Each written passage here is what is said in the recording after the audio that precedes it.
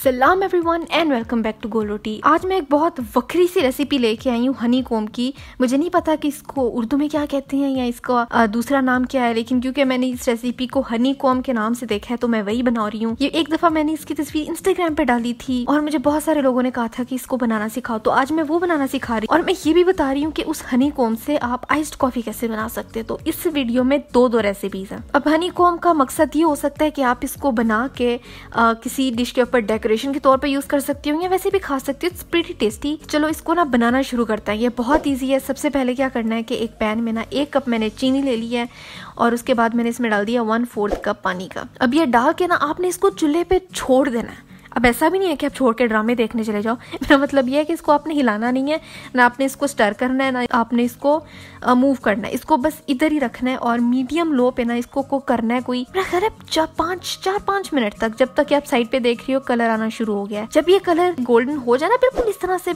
बहुत light gold या फिर थोड़ा सा कॉपर सा कलर आ जाए ना, तो आपने इसको उतार लेना है। इसके अंदर डालना है 2 टीस्पून बेकिंग सोडा। अब यहाँ से सारा मैजिक शुरू होना है। बेकिंग सोडा जो है वो जाके काम खराब करेगा, लड़ाई डलवाएगा, फूड डलवाएगा और इस तरह से ये फूलना शुरू हो जाएगा। तो आपने ना इसको बहुत जल्दी से अच्छे से मिक्स करना है और फिर एक पार्चमेंट पेपर के ऊपर इस तरह से बस फेंक देना है, ऊपर डाल देना है। इसको स्मूथ नहीं करना, इसको इवन आउट नहीं करना, इसको शेक नहीं करना, इसको बस ऐसे छोड़ देना ताकि जो अंदर बबल्स हैं वो बड़े हो जाएं। उसके बाद इसको ना ठंडा होने के लिए छोड़ देना, क्योंकि अगर अभी आपने इसको हाथ लगा लिया ना, आपकी उंगलियों ने जल जाना है और वो निशान बहुत देर तक नहीं जाएगा। 15 मिनट तक ये बिल्कुल सेट हो जाएगा। उसके बाद आप देख सकती हो कि कितना क्रिस्पी है, आवाज से अंदाजा हो जाएगा।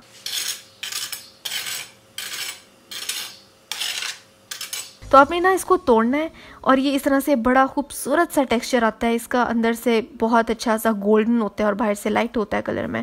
ये वैसे भी मजे का होता है। अब इसको वैसे भी खा सकते हो, लेकिन हाँ बेकिंग सोडा आपने ज्यादा नहीं डालना वरना उसका बहुत स्ट्रॉन्ग फ्लेवर आता है। इतना इनफ है, इतने में टेस्ट नहीं आएगा आपको। अब चलते हैं जी आइस्ड कॉफी की तरफ। मैंने ले लिया ठंडा दूध और उसको मैंने बदतमीजी से कप के अंदर डाला है।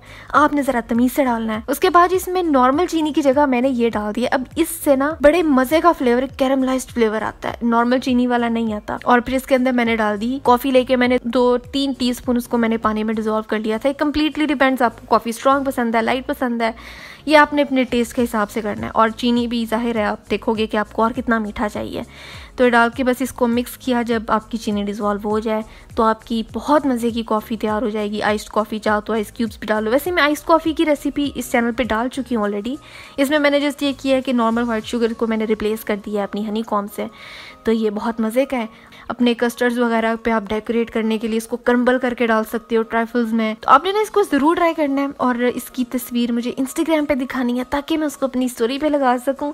और आज के लिए बस इतना ही था। लास्ट रेसिपी ये रही। यहाँ देखो, सब्सक्राइब यहाँ करो। मेरा पहला चैनल है सनस बकेट, उसको भी सब्सक्राइब करो। अगली रेसिपी कौन सी होनी चाहिए मुझे भी बताओ और मैं मिलती हूँ तुमसे अगली वीडियो में एक नई रेसिपी के साथ।